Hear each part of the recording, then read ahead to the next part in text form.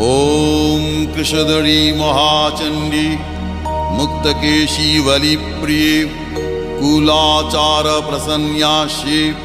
नमस्ते शंकर प्रिये घोरदंष्ट्रे कोटराक्षी कीटी शब्द प्रसादिनी घोर घोर रवास्फारे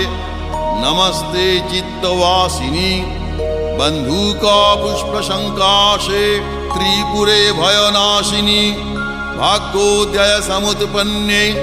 नमस्ते वरवन्दिनी